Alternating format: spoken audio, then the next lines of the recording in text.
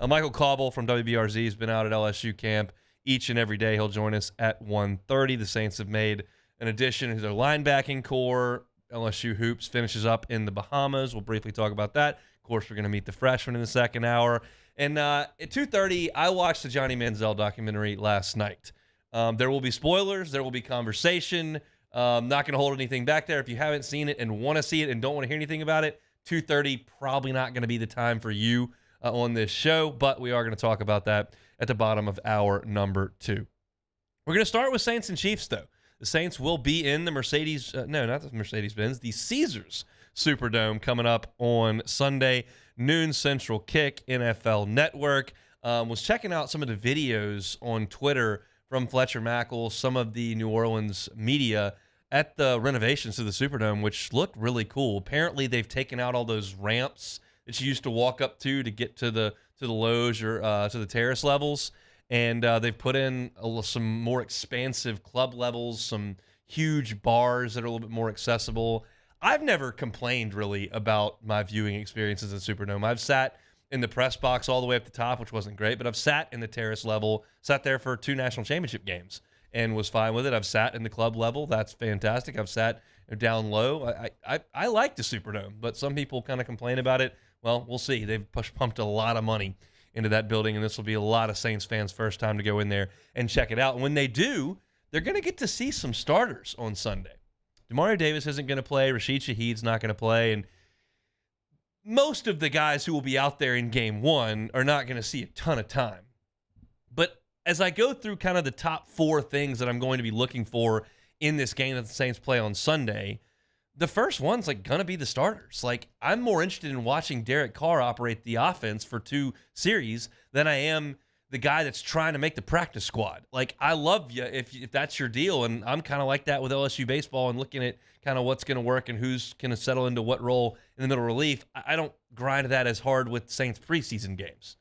Some do, and that's awesome. But to me, storyline number 1 is get David Carr out there, get him acclimated to hearing plays from a new coaching staff, get into the flow of things, get some first downs, and get off the field and put a hat on. But I think the first thing you got to point to is starters. I also, in the course of pointing to starters, would like to see a couple of guys that we haven't really talked about. I haven't talked about them much with Sharif, haven't talked about them much with Luke, and that's Kalen Saunders and Nathan Shepard, the 2 defensive tackle free agent signings that are really the face of this overhaul of the Saints defensive line. Yeah, they took Brian Brzee in the first round. Yeah, Isaiah Foskey went in the second round, and those catch your attention because everybody's locked into the draft and free agent just kind of happens on Twitter. But these guys are going to be tasked to stepping up and being better than the Saints were last year. And they have been average rotational players early in their NFL careers. Now, these guys still have their best football in front of them. I'm comfortable saying that, but the Saints are going to need to see it this year. So I'm going to be looking for those 2 guys, get a little push, get a little penetration, make a play or 2 in the backfield. It'll be early, and then they'll be out. But of the starters, I'd like to see those 2 guys. I mentioned Carr, but let's see if Michael Thomas is out there. He's supposed to play. He's supposedly had a pretty nice start to camp. Can he make some catches? I'd love to see that. Again, this is all more fascinating to me than the guys duking it out in the 4th quarter to see if they can make the practice squad or impress the Chiefs coaches for when they're looking to sign some free agents later in camp. That's where I am first. So it's Carr and Thomas, Kalen Sanders, Nathan Shepard. And then you get kind of to the second tier of what I'm looking forward to. And it still revolves around starters, but it's guys that I think are going to play a little bit longer. And that starts with maybe the guy we've talked about the most early in camp for the Saints, and that's Trevor Penning. That's a guy that is going to play a little bit on Sunday, and that's a guy who is going to play a little bit in the first game, and by a little bit I mean probably the whole game. He needs to get up to speed. It stinks for a young player when you come out in your rookie year and you don't get an opportunity to play. He was penciled in to potentially be a swing guy for them last year, maybe find his way to the starting lineup. He goes down early, comes back late, gets hurt again. It's not an ideal first campaign in the National Football League for Trevor Penning. Thus starts year 2. He's going to need to play well. he'll be the starter, I think, that's in the game the longest. I'm watching Paulson Adebo and Alontae Taylor. How much do they play? How well do they play? I still think that's a battle. By all accounts, Lattimore's been sensational in camp. That's your one. I think there's a battle for two, and it sounds like Paulson Adebo has the upper hand in that battle.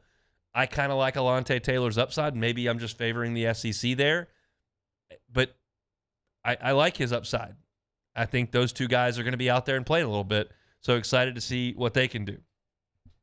Then you get to later in the football game. Brian Brzee, you figure he's going to play a good bit. He's not a starter at this point. That's what you brought Shepard and Saunders in to be. Brian Brzee fits in next. I would imagine we'll see him a good bit in this game. Be his first action in the NFL. I would venture to say that maybe next week more important with joint practices, but it's your first opportunity. We've heard that he's shown some pass rush ability, shown a little bit of slipperiness on the inside. Maybe that's something that Saunders and Shepard haven't shown very much of in their early NFL careers that Brzee could specialize in as he grows into his role with this team. So that'll be somebody to watch. And then the last guy in terms of offense, defense that I'm looking at has been Isaiah Foskey. I'll say this, and y'all know I'm not a talent evaluator, but when I looked at that pick and I looked at the production at Notre Dame, sack leader, looked at the competition Notre Dame plays, which is quality. Played, Georgia and Bama every week, but Notre Dame plays a real schedule. It's not Trevor Penning from Northern Iowa. I'm thinking this might be a really, really good pick in the second round. I mean, second round picks oftentimes come in and carve out a role immediately. And every single person you talk to in Saints world, beat writers, TV, whatever, say Foskey's a real project. That surprises me. His numbers were really good at Notre Dame. And sometimes college doesn't translate to the pros all across sports. But I was surprised to hear that it's noticeable to those attending practice from a media perspective are like, yeah, not yet. Which would lead me to believe that he'll be out there a bunch on Sunday. Would love to see him come off the edge a couple times, create some confidence, beat a third-team tackle. He's not going to be facing the best the Chiefs have to offer in the third quarter. Far from it. So that's your opportunity to kind of show, hey, I am the second-round pick. You are an undrafted free agent that's going to be cut tomorrow. I'm going to hang around a little bit. I'm going to beat you. Would love to see that from Isaiah Foskey on Sunday as he kind of starts his building process. They got time there. You got Granderson. You got Cam Jordan. You got guys on the outside. But Foskey's a guy they've invested in. Would love to see him in what is the preseason game with the least amount of talent on the field, right? As we move forward in a 3-game preseason, you kind of increase the talent level that's on the field for a duration of time. In this game, those guys leave quick, and the guys who may not make the team are out there. Go get him, Isaiah Foskey. And the last one, look, no pressure in a preseason game, no elements in a preseason game. You're at home in the Dome. Will Lutz, whatever he's called on to do on Sunday, needs to be perfect. He misses a 68-yarder, I'll live. But everything inside 52 needs to be made. This is a storyline that I think was something that we mentioned entering camp, and now you've got more on the bone to chew on with rookies and 11-on-11s and preseason games and joint practices and all the kind of things that are a little juicier to chew on. Fact of the matter is that Will Lutz has not been very good the last couple of seasons. There's been injury. There's been inconsistency. There is no excuse in this preseason game. You go somewhere outside and it's raining, okay, I'll live. You go somewhere and the wind's whipping all over the place, all right. Not in the Dome. Will Lutz needs to be perfect in whatever they ask him to do. He may kick 2 27-yarders and that's it. Make him. But if he is called on to knock home a couple of 44-yarders, he needs to do that. We talked about last week the inconsistencies that Lutz had. He was missing from under 40 yards last year. Not like once. Consistently. He's still got the leg. He made 4 kicks from 50-plus last year. He was 50%, which is a little less than what he has been in his career. But it's not an issue of I'm losing my leg. It's an issue of consistency and knocking it through the goalposts. You need to see that from Will Lutz. So for me, kind of 4 things. What do the starters look like for the first 2 series? It's not a hugely important thing, but you'd like them to look better than not. 2, Trevor Penning as the game progresses. And I think Paulson Adebo and Alontae Taylor, especially Taylor, will be out there kind of a little bit longer as well when most of the starters shut it down. I'll be looking at that. Brian Brzee and Isaiah Foskey. All right, showtime for your first 2 picks. Let's see what you got. And then Will Lutz. Let's make it. Patrick Mahomes expected to play a little bit. Andy Reid has played him in the first preseason game and every year that he's coached him. I expect that to continue on Sunday, just not very long. For those of you who are interested in this kind of thing, Saints 2-point favorite in the Dome coming up on Sunday. Just I think every team in the league is in action this weekend. Saints, Chiefs, and 49ers Raiders are the only 2 Sunday games.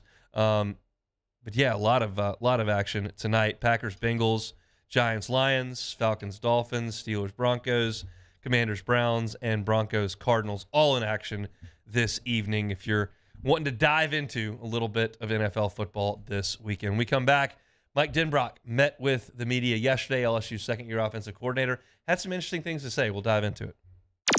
You're listening to Hunt Palmer. Our listeners fire off their opinions on the jimsfirearms.net hotline at 499-1045. Keep listening for your next chance to shoot us your thoughts with the jimsfirearms.net hotline on 1045 ESPN Baton Rouge.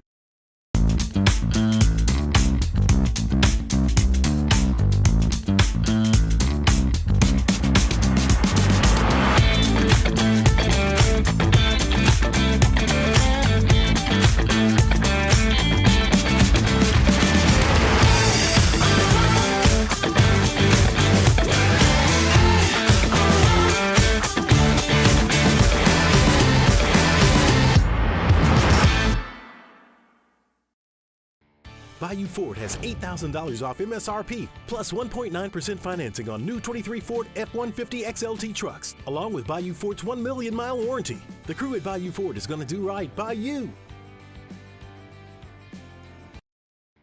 Bayou Ford has $8,000 off MSRP, plus 1.9% financing on new 23 Ford F-150 XLT trucks, along with Bayou Ford's 1 million mile warranty. The crew at Bayou Ford is going to do right by you.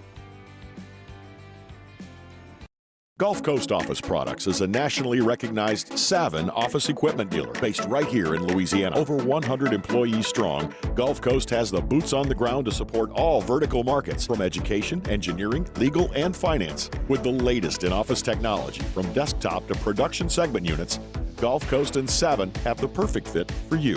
Call 225-756-2644. That's 756-2644 for Gulf Coast Office Products. Bayou Chrysler Dodge Jeep Ram has $12,000 off MSRP on new 23 Ram 1500 trucks, all with Bayou's 1 million mile warranty. The crew at Bayou Automotive is going to do right by you. The Windsor Senior Living Community in Mandeville, Louisiana is a beautiful, vibrant apartment community geared toward seniors.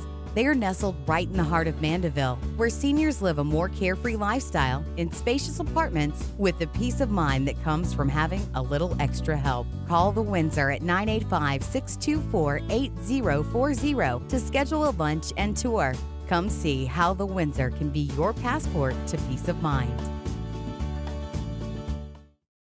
Dylan Cruz here to tell you about Six Rings Baseball and Softball Camp. If you live on the North Shore and play ball, go to Six Rings Camps with former LSU assistant coach Dan Canaveri. His knowledge is second to none, and your child will improve and have fun doing it. Camps were held at Coquille Park and Six Rings Academy in Covington with 4 sessions over the summer. Full day and morning only sessions are available from ages 7 to 13. Go to sixringsbaseball.com or call 985-206-9096. Learn the game to love the game.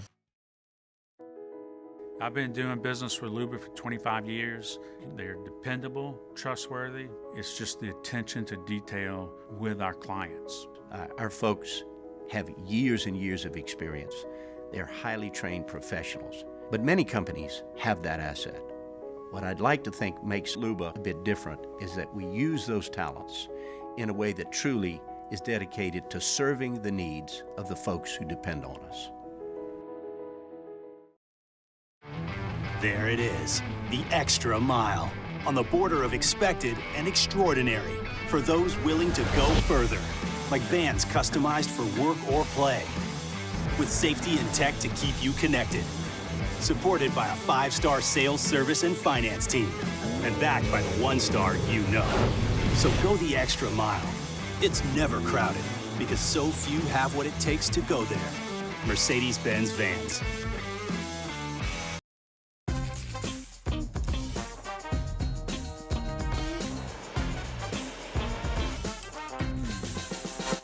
Sandro, join us for the Monday edition of Live at Lunch. We're at Big Mike's in Denham Springs.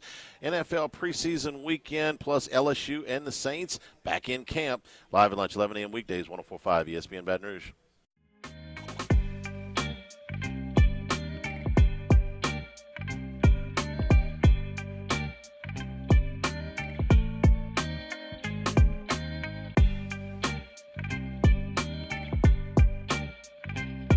This is Hunt Palmer on 104.5 ESPN Baton Rouge.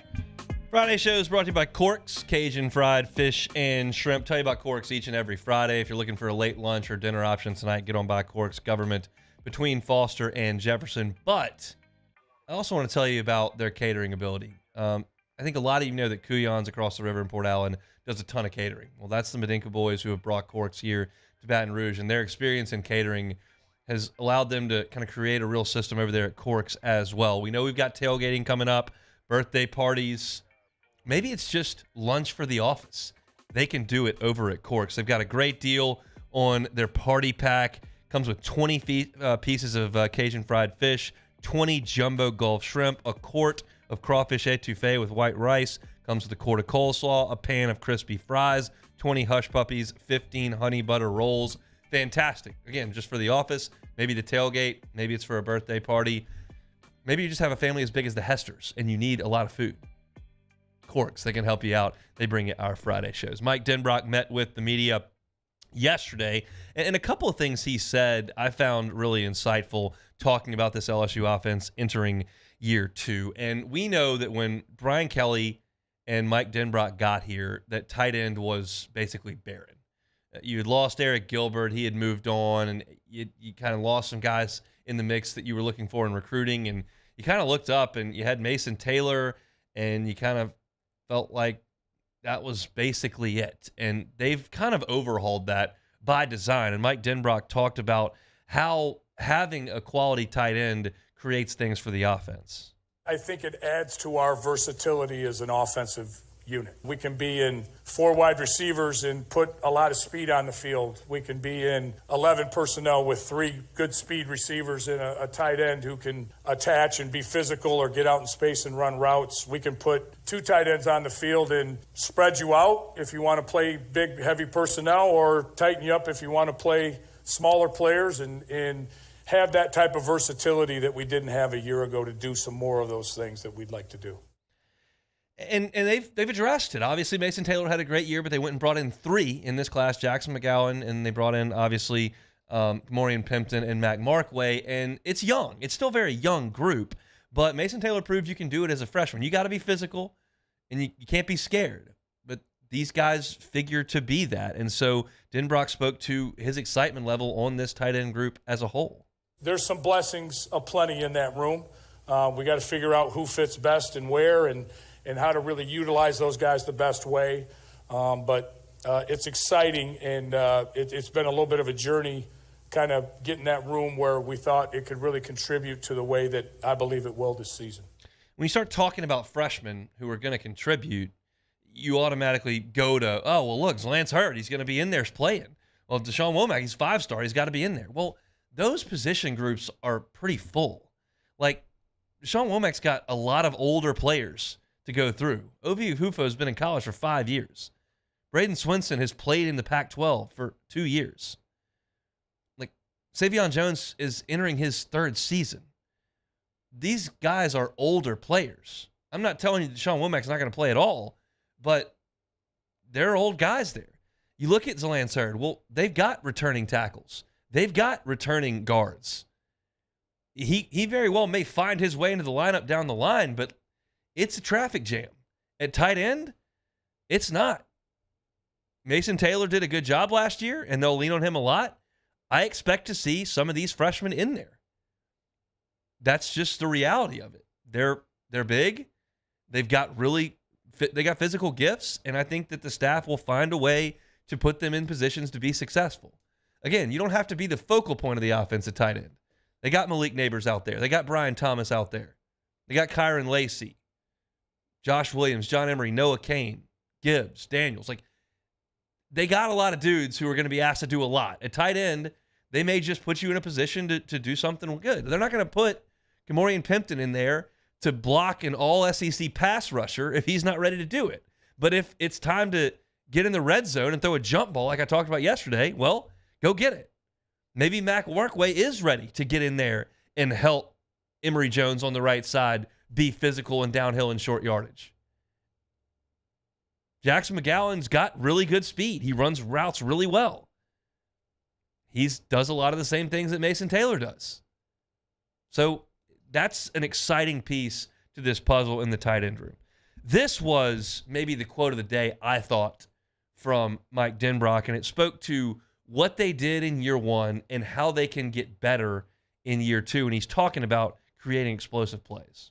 I thought we caught a lot of footballs with our backs turned to where we were trying to score last year, if that makes sense. So we ran a lot of stops and comebacks and different things like that, and we're good at it. So we've tried to correct that from a scheme standpoint. Not that we're not going to throw stop routes into the boundary and things like that, but I think what we looked at was trying to create more catch and run opportunities for the great athletes that we have. And I've seen some real positive progress where that's concerned. Subtle tweaks to what we were doing scheme-wise a year ago to allow those guys with proper ball placement to have a few more catch and run opportunities, and it's led to more explosiveness. That makes all the sense in the world. And when you think back to last year in LSU's offense, you're like, oh, yeah, that makes a lot of sense. They ran a ton of stop routes. Those are really good on third down, and they get you chunks of yards on first down, and they're effective. You had guys that could do it. Kayshon Boutte was pretty good at that. Malik Neighbors is really good at it. Jack Besh could do that early in the season, not that he was called on a ton. But like that, LSU did run a lot of 10-yard, 8-yard, 6-yard stops last year. They did actually a ton of that in the Georgia game. If you go back and look at it, they felt like that's something that they could continually complete. But you're not going to be explosive with explosive players like Malik Neighbors, like Brian Thomas, like Kyron Lacey, like Chris Hilton. Those guys can really run. And they're not going to be able to run if they catch the ball and have to turn around and restart all of their momentum. And if you'll recall yesterday, I highlighted one guy who they've got to get the ball to in some space. And when you talk about allowing guys to catch and run and creating explosives, this guy, Aaron Anderson, comes to mind. He's a guy that has to touch the football. In the screen game, he's a very valuable piece. Touching the ball and running the ball on jet sweeps and things like that, sure, that's part of it. Sometimes you kind of look at like a Aaron Anderson and somebody who's got his ability to start and stop and run fast as maybe a one-trick type of player. But Aaron's unbelievably blessed with ball skills, and he can break people down in space. So we've got to get him into those scenarios as much as we possibly can and allow him to do what he's best at.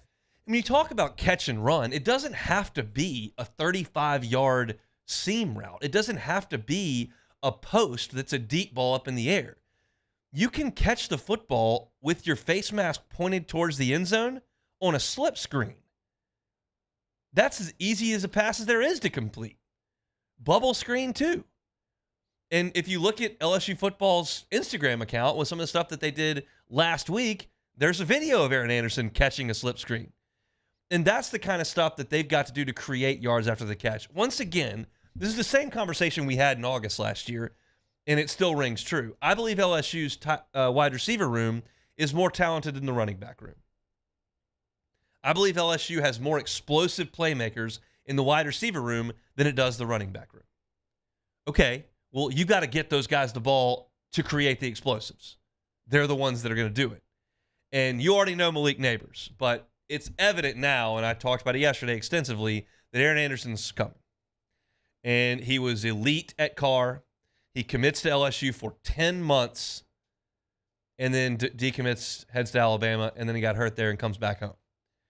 This is a guy that is starting to make waves. And to me, it feels like starting to push himself towards the 4th and 3rd spots. I still feel like Neighbors and Thomas are 1 and 2, but they don't have the skill set Anderson does. I don't want to throw, if you'll remember the Florida game last year, Jaden throws the ball up and Brian Thomas just mosses a Florida receiver. I don't want to throw that one to Aaron Anderson. I'll throw that one to Lacey or Thomas or Neighbors. But I don't really want to throw Kyron Lacey a slip screen. Not that he can't catch it and run, but he can't do it like Anderson can. Can't really do it like Chris Hilton can. You've got different skill sets. You got to use those. And I thought it was not something I had thought about with LSU running a lot of hitches and stops last year. But certainly now that I start to think about it, it's like, oh, yeah, they did do a ton of that last year. They're looking to change that this year. And 1, that's throwing the ball down the field. But 2, just creating catch-and-run situations with make-you-miss guys like Anderson and Neighbors. I'm all for that. So I thought that was very interesting from Mike Denbrock. We may talk a little bit more about that later on in the second hour. Still lots and lots to get to. The Saints added to their linebacker core yesterday. We'll talk about that at the end of hour number 1. I've got a basketball recap from the Bahamas, looking at the stat page and kind of seeing some things that I liked and didn't like from that team that was playing in a ballroom against teams that, quite frankly, weren't very good. We'll meet the freshman in hour number 2. And then an hour from right now, I watched the Johnny Manziel documentary last night. I've got some thoughts on it. It's interesting. It really is. And it dug back and pulled the curtain back on some details that we didn't know, and honestly jogged my memory on some things that I just forgot. So I'll talk about that coming up at 2:30. Our Friday show is brought to you by Cork's Cajun Fried Fish and Shrimp. CorksFishandShrimp.com. If you want to place an online order or a catering order, you can do it right there online. When we come back, Michael Cobble from WBRZ just finished up player interviews. We'll talk to him next.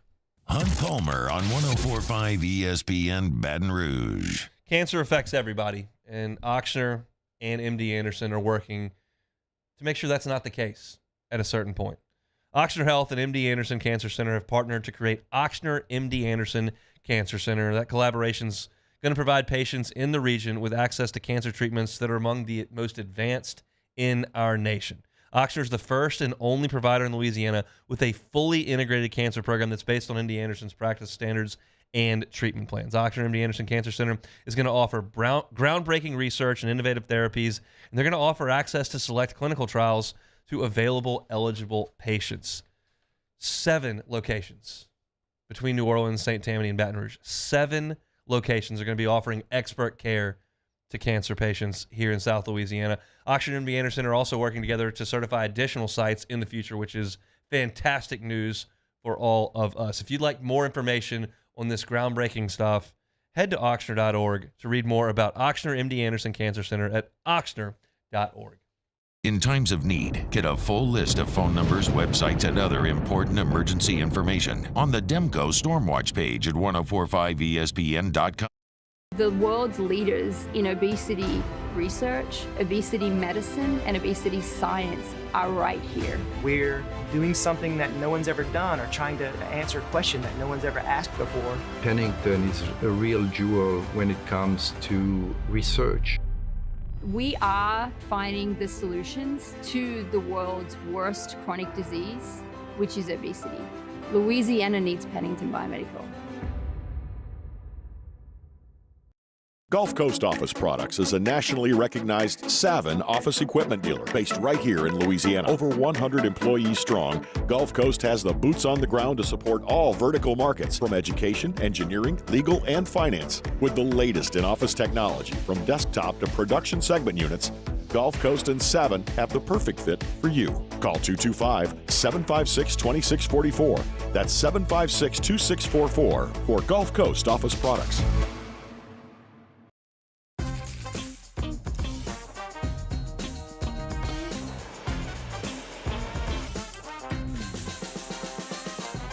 The best kept secret in town is out. Discover Tallulah at the Renaissance Hotel on Bluebonnet. Bayou Chrysler Dodge Jeep Ram has $12,000 off MSRP on new 23 Ram 1500 trucks, all with Bayou's 1 million mile warranty. The crew at Bayou Automotive is going to do right by you.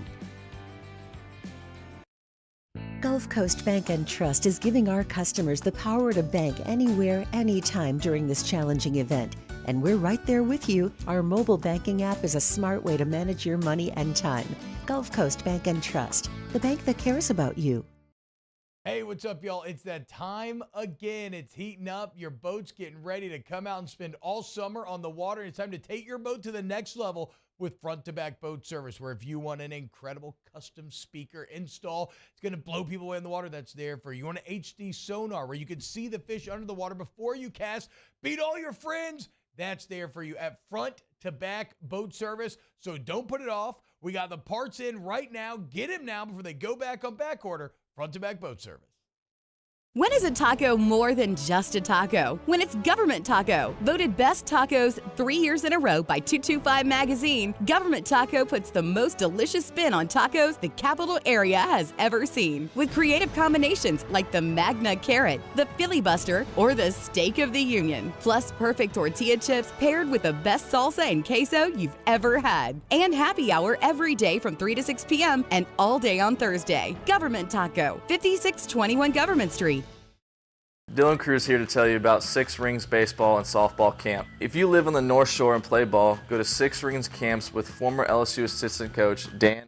Matt Moscona inviting you to join us for Friday's AFR, presented by Don Juan Cigar Bar. The latest from LSU Fall Camp, we're previewing Saints and Chiefs. The Riot Radio Hours return. Join us, 104.5 ESPN, Baton Rouge.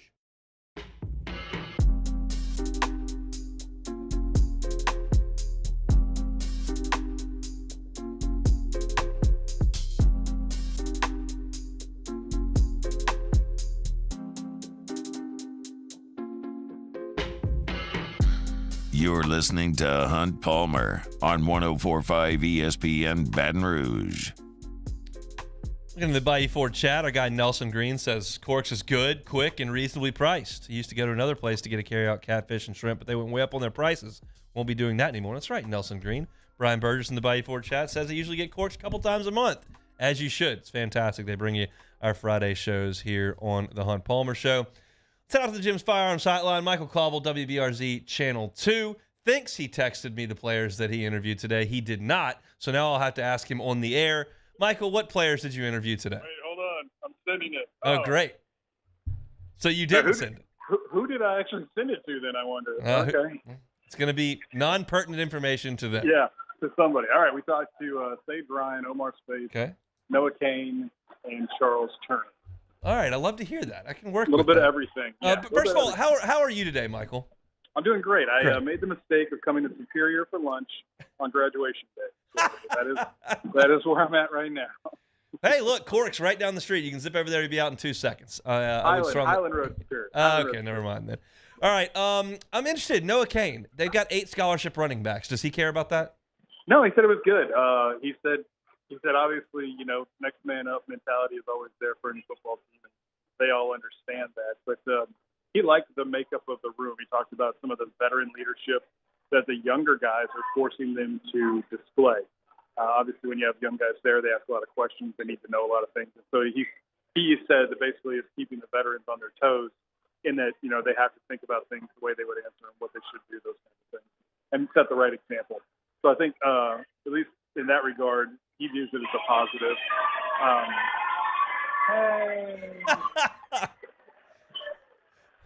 Sounds like there's some margaritas going with the graduation party. It wasn't an issue as far as, one ball to go around kind of thing. So, it's a birthday, not a graduation. All right, we got a lot going on today. But no, I don't know whether he's spinning it into a positive or he actually sees it as a positive, but he said it was a good deal. Who's your guess to who's going to lead the running backs in rushing? I think Daniels will probably lead the team in rushing, but who do you think will lead the running backs in rushing? I don't know. Having not seen Logan Diggs, I don't really know that I have a feel for, how much he'll be counted on kind of thing. I really do think it's going to be spread around a lot, utilized in a lot of different ways. Just some of the things that we've seen in practice as far as who's, really good at catching the ball out in space. To me, this is the question I asked him. I said, to me, it always comes down to protection schemes. How good are you at protecting the quarterback and ball security? He said he thinks it's more about kind of dependability, and have you proven that, you're capable of being depended on? And so accountability, however you want to phrase it. So therefore it kind of speaks to what Brian Kelly said the other day about experience tends to rise to the top. So, Noah might be a guy, he certainly looks ready for the role. He might be a guy who gets a lot of touches this year, but there is a lot of experience. I don't know how dependable some of that experience is based on some of the issues that they faced to get to this point in their careers. Charles Turner, the offensive line was a massive question mark this time last year. Right now, it kind of feels like a strength of the team. What was his conversation like? Just that, year two growth for everyone, and they're really starting to see it across the board as a team, certainly as an offense, and along the offensive front. Spoke to the job that the two freshmen did last year, and just how remarkable that is, and their ability to build on that. We talked about the run game, and having that many different backs, and the tight ends coming along, how much they're helping as well. So I just feel like as a whole, everybody has a better understanding of what's expected of them, and they're therefore able to produce at a higher level. And I think that's the way they're looking at it as well. Did he mention having to block Mason Smith? Because that didn't go so well for anybody when I was out there yesterday. We talked about the defensive front and just what a wrecking machine Mason Smith is. But all the guys there, even the two deep and some of the new players that are on that line as well.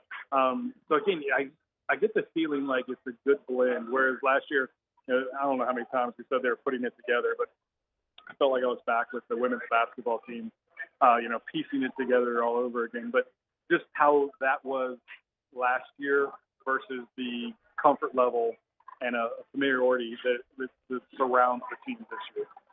So you talked to Sage Ryan. That's a guy who's really fighting for a spot. There's a lot of spots up for grabs in the secondary.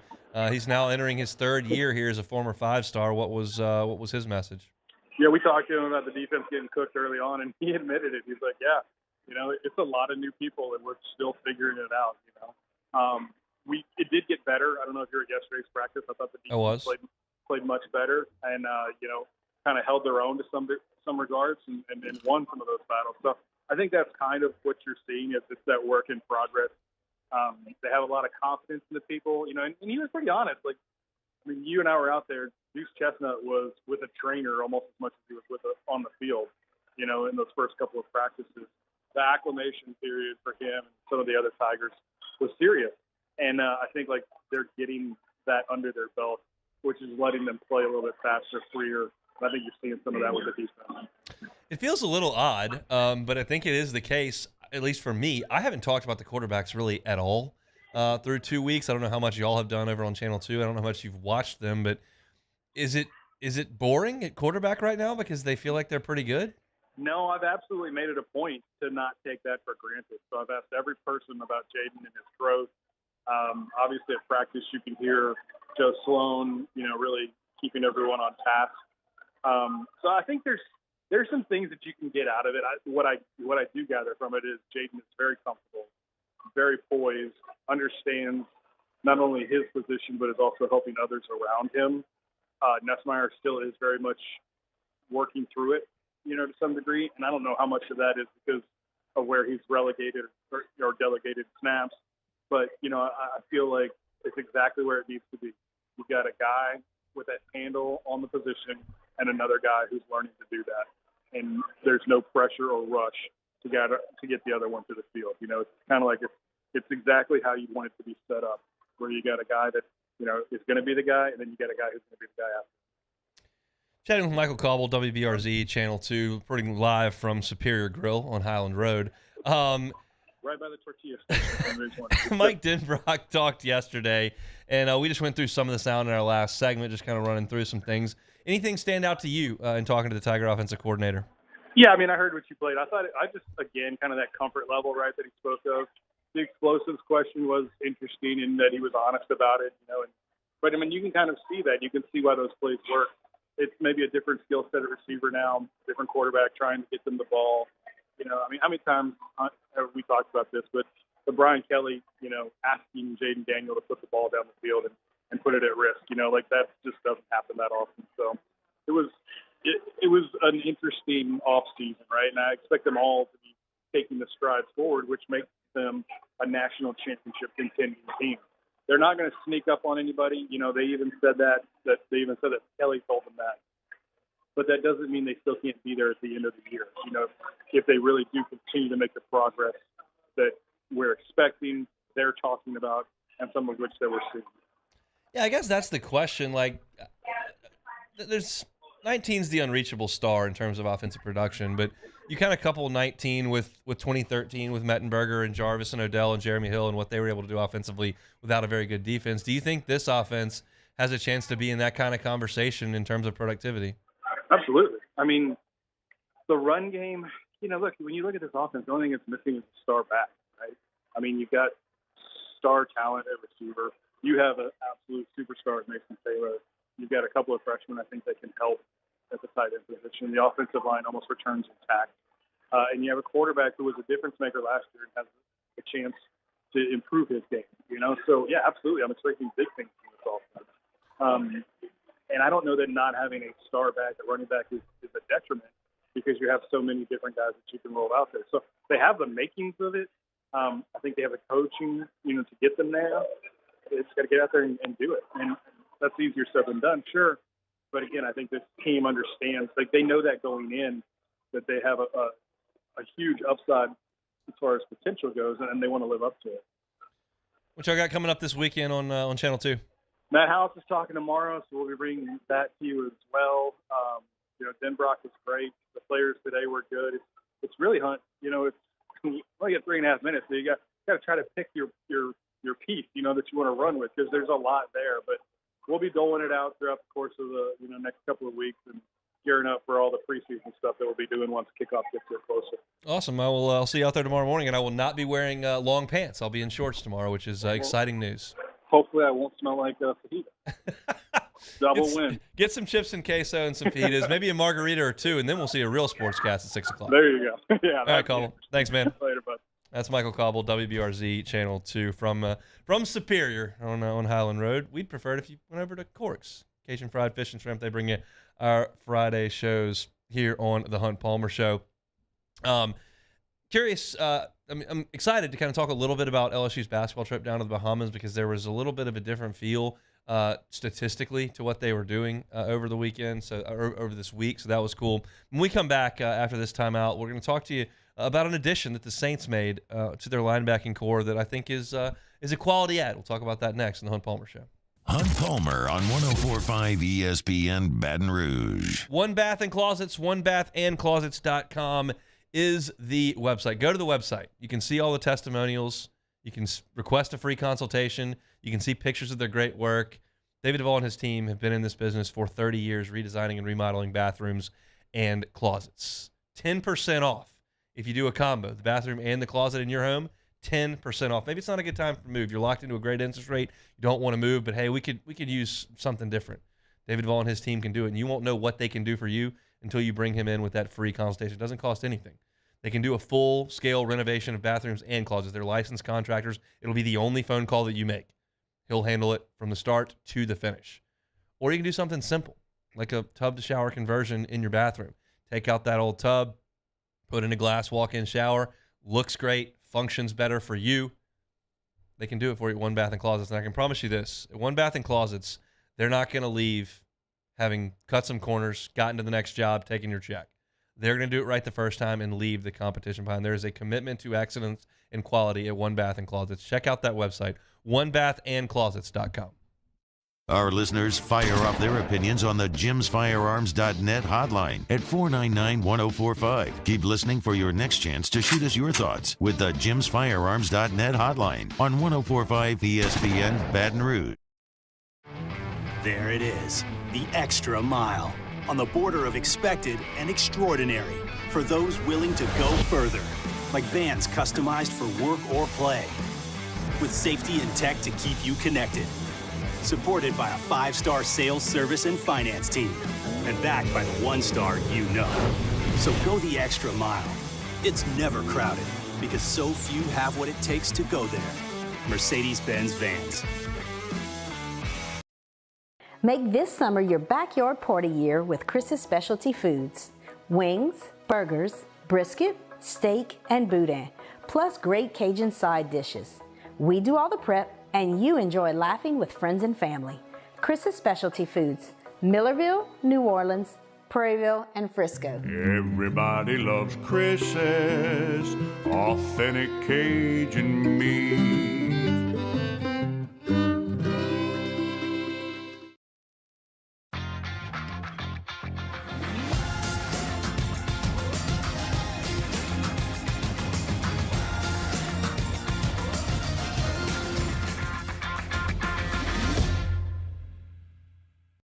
Gulf Coast Office Products is a nationally recognized Savin office equipment dealer based right here in Louisiana. Over 100 employees strong, Gulf Coast has the boots on the ground to support all vertical markets from education, engineering, legal, and finance. With the latest in office technology from desktop to production segment units, Gulf Coast and Savin have the perfect fit for you. Call 225-756-2644. That's 756-2644 for Gulf Coast Office Products.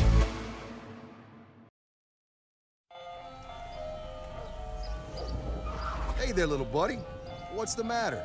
What's the matter? My windows, siding, and my door. That's what's the matter. Relief Windows can fix all of that. I got you. Pop, pop. What's up? Oh my gosh, look! Curb appeal. That's a good-looking neighborhood. ReliefWindows.com. When is a taco more than just a taco? When it's Government Taco. Voted best tacos 3 years in a row by 225 Magazine, Government Taco puts the most delicious spin on tacos the capital area has ever seen. With creative combinations like the Magna Carrot, the Filibuster, or the Steak of the Union. Plus perfect tortilla chips paired with the best salsa and queso you've ever had. And happy hour every day from 3 to 6 p.m. and all day on Thursday. Government Taco, 5621 Government Street. Dylan Cruz here to tell you about Six Rings Baseball and Softball Camp. If you live on the North Shore and play ball, go to Six Rings Camps with former LSU assistant coach Dan Canaveri. Charles Hanger, join us for the Monday edition of Live at Lunch. We're at Big Mike's in Denham Springs. NFL preseason weekend plus LSU and the Saints back in camp. Live at Lunch, 11 a.m. weekdays, 104.5 ESPN Baton Rouge.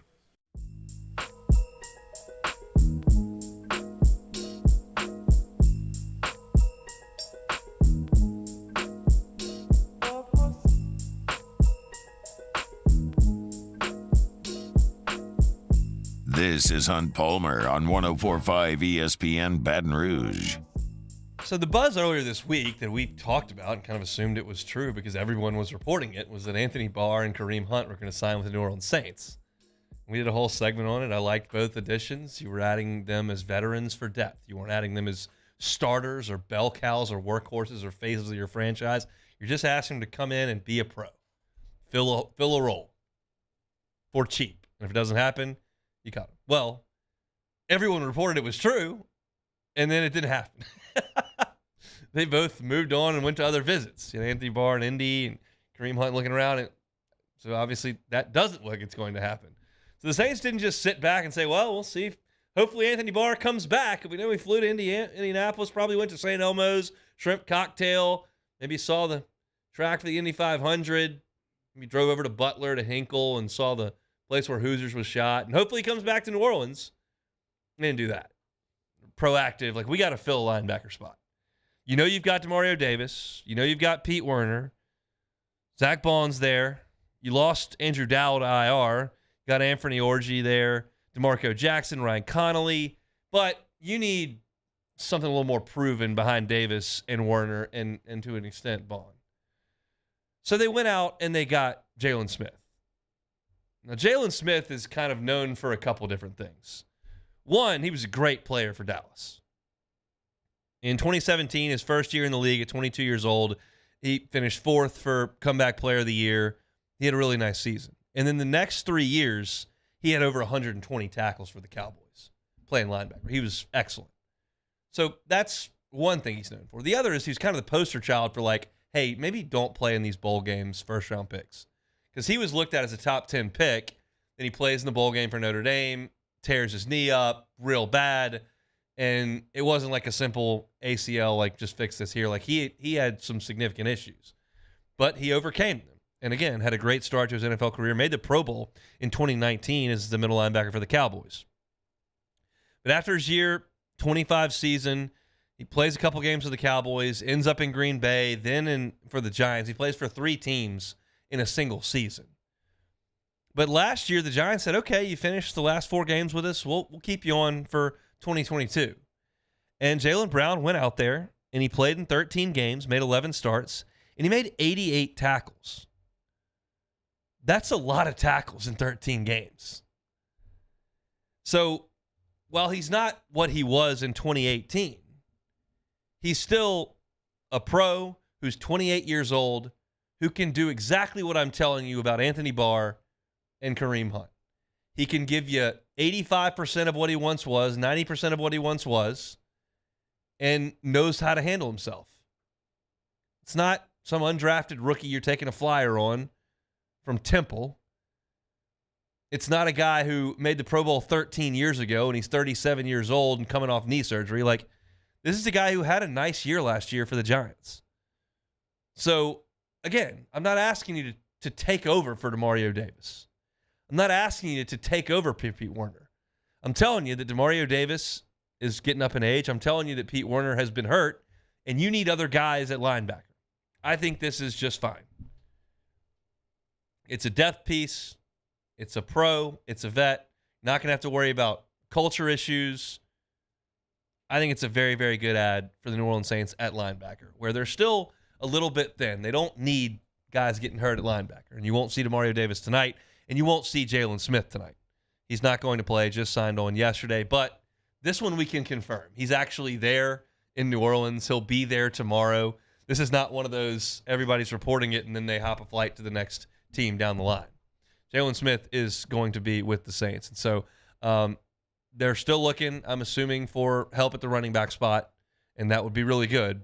But this is a good sign for the Saints. Smith, 6'2", 245 pounds, again, entering his age 28 season here. So that's positive for the New Orleans Saints, who will be on the football field against the Kansas City Chiefs coming up at noon on Sunday. You can watch it on the NFL Network. Again, I mentioned this at the top of the show, but I didn't even realize this.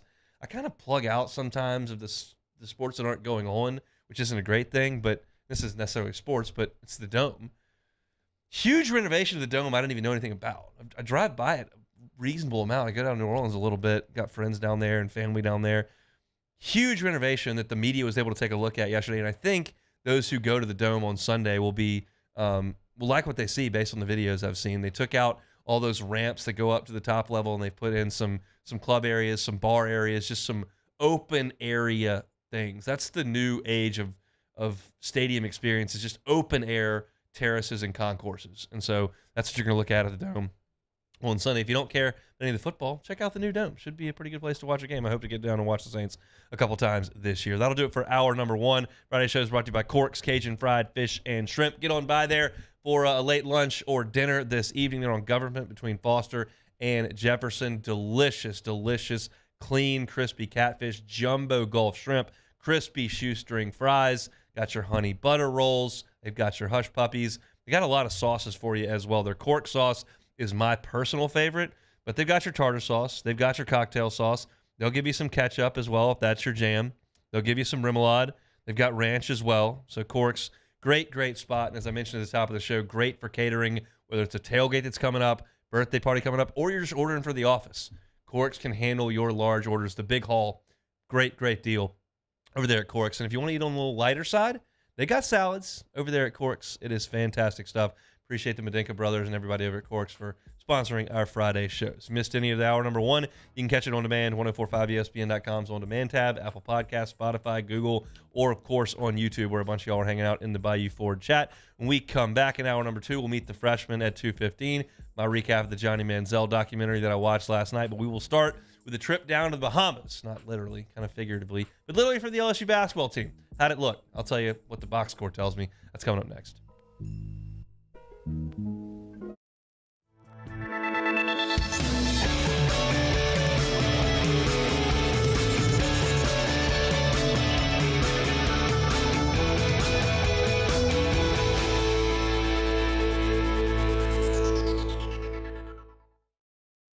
Electricity is all around us, and our families depend on it.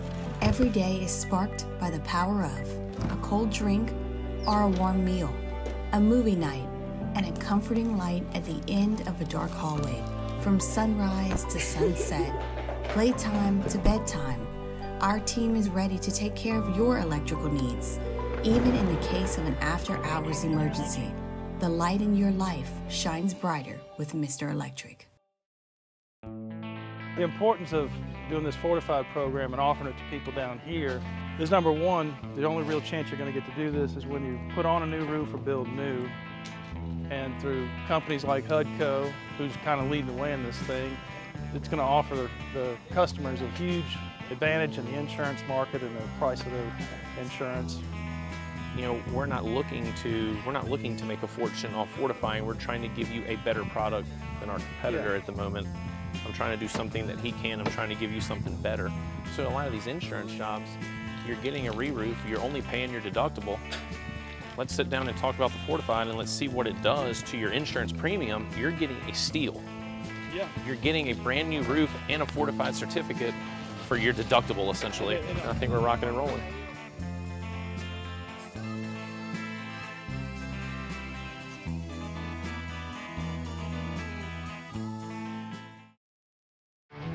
There it is, the extra mile, on the border of expected and extraordinary, for those willing to go further, like vans customized for work or play, with safety and tech to keep you connected, supported by a 5-star sales, service, and finance team, and backed by the 1-star you know.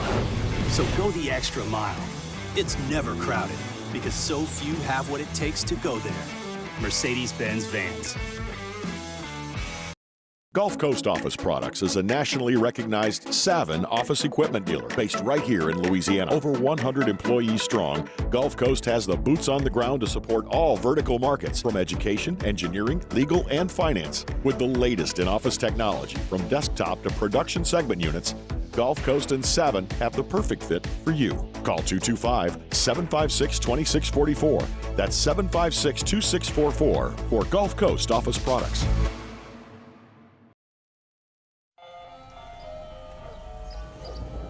Hey there, little buddy. What's the matter?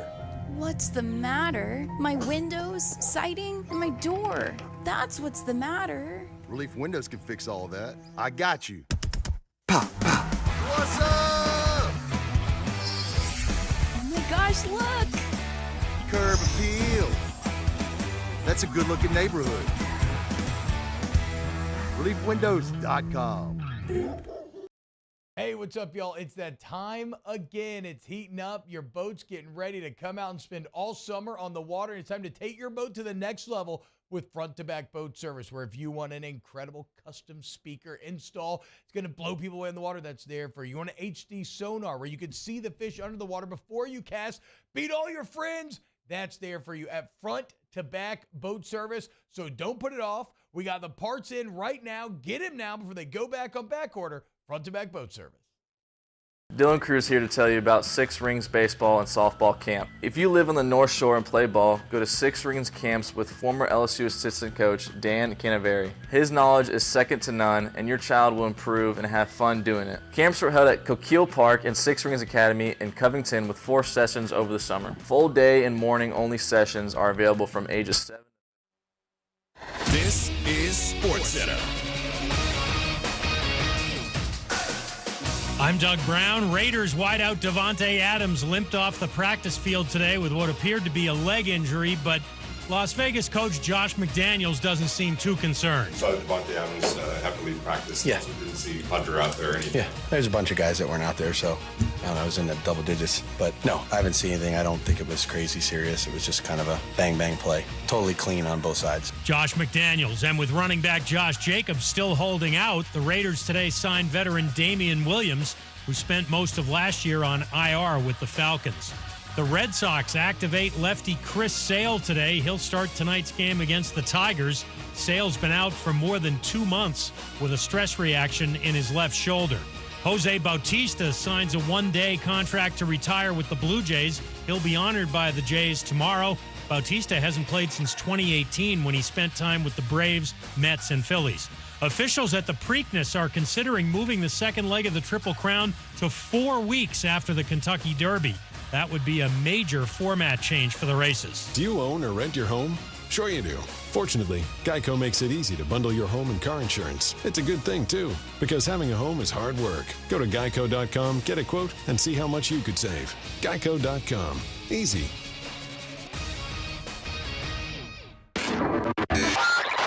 Now, Hunt Palmer. Hunt Palmer on 104.5 ESPN Baton Rouge. Holding down the middle of the day. Live from the Mercedes-Benz of Baton Rouge studios. This is Hunt Palmer.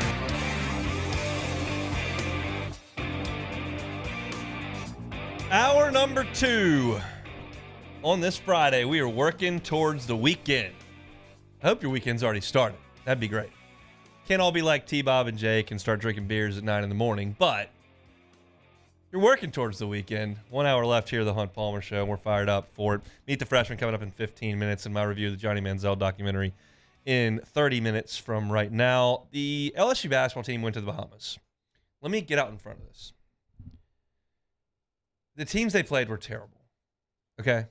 So I'm not here to suggest that I got a feel for how they're going to finish in the league. I've got a feel for what their ceiling is, or whether or not they can make the tournament, or whether or not they're going to go 0-18. That's not the point of the exercise, okay? They went and played 3 games. They've got a lot of new faces, some that didn't play, like Jalen Cook didn't play. But they did some things that I noticed. We can't watch it. You just see the highlights on the Instagram, and you can get the box score. You got some quotes from Matt McMahon. Kent was live tweeting during the games. I promise you I'm not trying to jump to any sweeping conclusions. I'm just going to lend a little bit of some statistics and some context to what I think of those statistics, okay? Very, very, very light conversation here about this basketball team.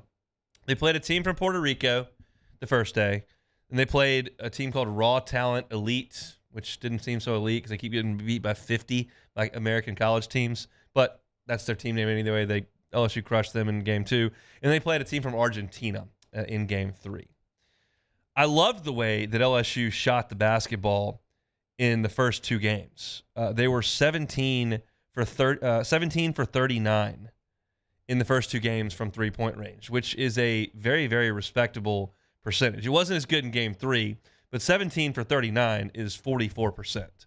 Now, shooting 44% from 3 is good if you're playing the Brooklyn Nets or, in this case, Raw Talent Elite.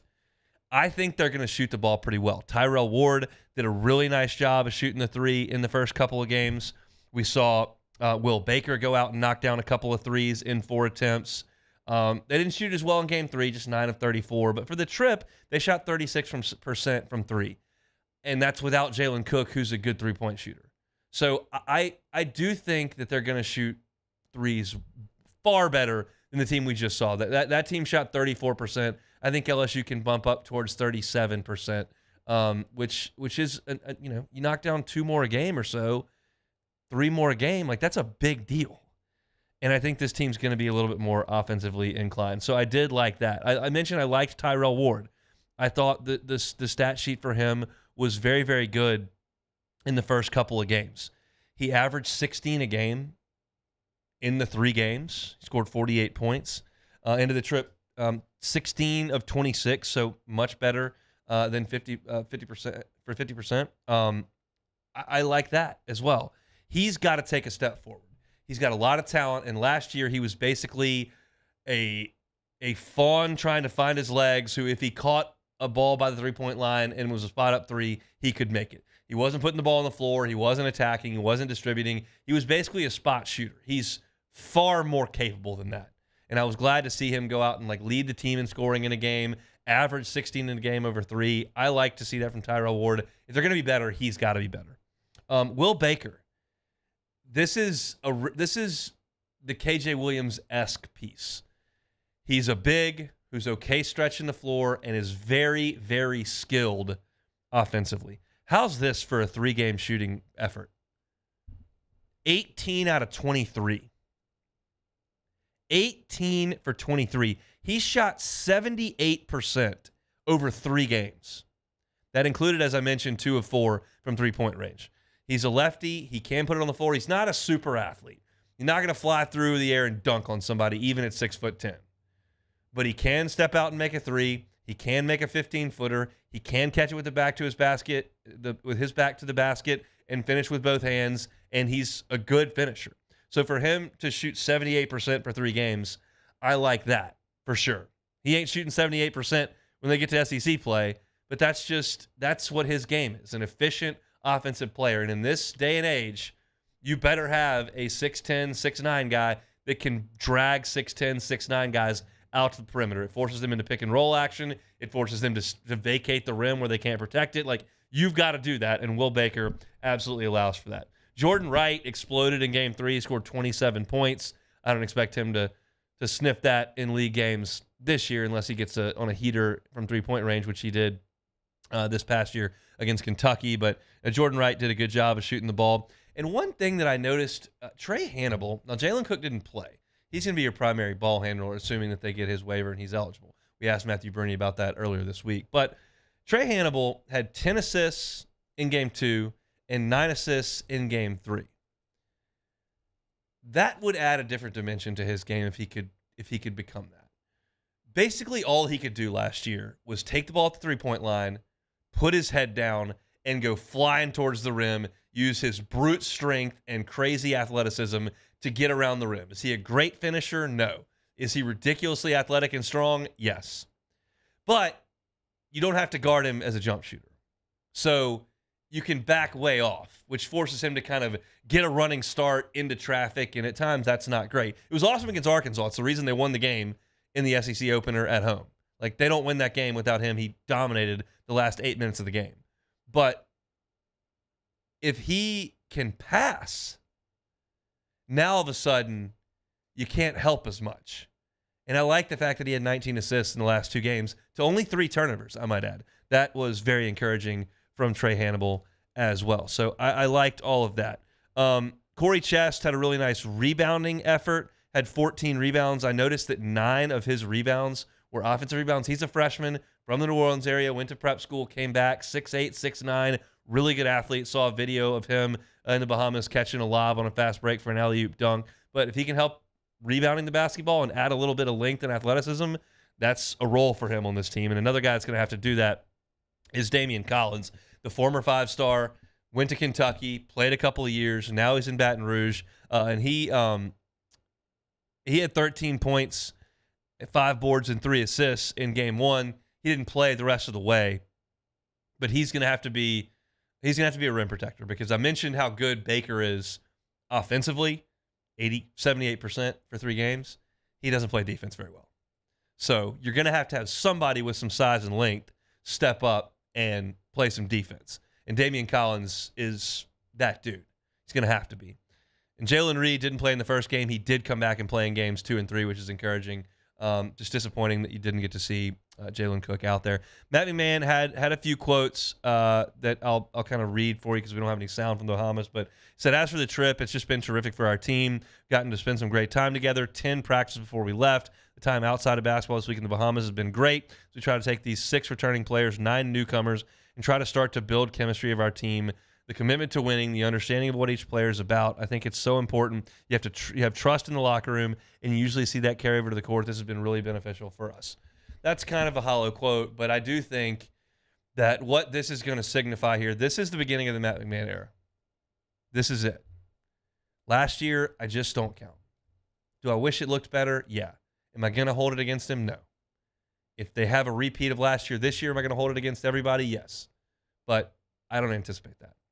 I don't think this is going to be some sort of SEC championship contender. I don't think anybody's under that thought process right now. But I do think the era starts right now. You've got some young players. You're always going to be dipping into the portal. But they need to start winning some games this year. And if team chemistry needs to happen with trips to the Bahamas and extra practices like they've gotten for this 1 in 4 year trip that they can make, hopefully that's the case. I know that there's not just a rip-roaring amount of men's basketball excitement in this town right now. There's a ton of football excitement. There's a lot of women's basketball excitement. And when January rolls around, we know what that looks like for baseball. But I like it. and we're going to talk about it here, and we'll put it to bed here. I'm going to have Coach McMahon on next week at some point, just kind of recap it and talk about where he sees his team as school starts coming up here. But I wanted to spend a little bit of time here on this Friday before we talk a little bit more NFL preseason and in Netflix documentaries, talk about some sports that actually happened. And the Tigers went down to the Bahamas and played 3 games, won them all convincingly outside of a bad third quarter in game 1 where they let a 20-plus point lead shrivel down and into a deficit before they came back and won late. So I think positive based on the box score and every quote you read. Now they'll come back and get back into the real world away from the Bahamas and go to school and start practicing here coming up in the next couple of weeks. All right, that's it for LSU basketball on this Friday. Our Friday show is brought to you by Corks, Cajun Fried Fish and Shrimp. When we come back, we'll meet a couple of freshmen. It's the Hunt Palmer Show. Hunt Palmer on 104.5 ESPN Baton Rouge. LWCC is Louisiana Loyal, elevating and celebrating champions of Louisiana. Love talking to my guy Seth Irby over at LWCC, talking about their Champions of Louisiana campaign. And what he always tells me is, like, people love Louisiana. They come here, they love our food, they love our culture, the music, the football, New Orleans, Baton, like they love Louisiana. But Louisiana should also be admired, and that's why they started this program, Champions of Louisiana, because it highlights great people doing great things in our great state. And Corey Barr is certainly a champion of Louisiana. He's grown national acclaim in the culinary world, comes back home, operates 3 businesses, helps our economy, and helps his great state. That's why he's a champion of Louisiana. Corey Barr, a champion of Louisiana. If you know a champion like Corey Barr, go to lwcc.com/champions and nominate a champion of Louisiana. Could be a business, nonprofit, a person. We'll talk about him right here on the Hunt Palmer Show. Corey Barr, a champion of Louisiana. LWCC is Louisiana Loyal. In times of need, get a full list of phone numbers, websites, and other important emergency information on the Demco Stormwatch page at 1045ESPN.com. There it is, the extra mile, on the border of expected and extraordinary, for those willing to go further, like vans customized for work or play, with safety and tech to keep you connected, supported by a 5-star sales, service, and finance team, and backed by the 1-star you know. So go the extra mile. It's never crowded, because so few have what it takes to go there. Mercedes-Benz Vans.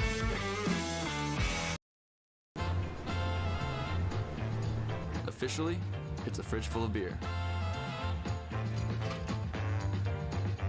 Unofficially, it's free AC. Coors Light, the official beer of everything unofficial. The world's leaders in obesity research, obesity medicine, and obesity science are right here. We're doing something that no one's ever done, or trying to answer a question that no one's ever asked before. Pennington is a real jewel when it comes to research. We are finding the solutions to the world's worst chronic disease, which is obesity. Louisiana needs Pennington Biomedical. Hi, I'm Brandon Landry, founder and CEO of Walker. Hi, my name is Dr. Craig Green. This is Ryan Terrio with HUDCORoofing.com. Hey, it's Matt Moscona. No matter how big your commercial roofing job, HUDCO can help. My patients come to me because they trust that I can get the job done at a high level. Ryan Terrio and Richard Tilley have the same level of trust when it comes to roofing. If you have a roofing issue, call HUDCO Roofing. Give us a call, 364-1007, and we'll come to your house and give you a free inspection. I've been doing business with Luba for 25 years. They're dependable, trustworthy. It's just the attention to detail with our clients. Our folks have years and years of experience. They're highly trained professionals, but many companies have that asset. What I'd like to think makes Luba a bit different is that we use those talents in a way that truly is dedicated to serving the needs of the folks who depend on us. Gulf Coast Office Products is a nationally recognized Savin office equipment dealer based right here in Louisiana. Over 100 employees strong, Gulf Coast has the boots on the ground to support all vertical markets, from education, engineering, legal, and finance. With the latest in office technology, from desktop to production segment units, Gulf Coast and Savin have the perfect fit for you. Call 225-756-2644. That's 756-2644 for Gulf Coast Office Products. 5 Follow us on Twitter at 1045ESPN to cast your vote in the Citizens Bank and Trust poll of the day. Vote daily inside Off the Bench, live at lunch, Hunt Palmer. And after further... Matt Moscona inviting you to join us for Friday's AFR, presented by Don Juan Cigar Bar. The latest from LSU fall camp. We're previewing Saints and Chiefs. The Riot Radio Hours return. Join us, 1045 ESPN, Baton Rouge.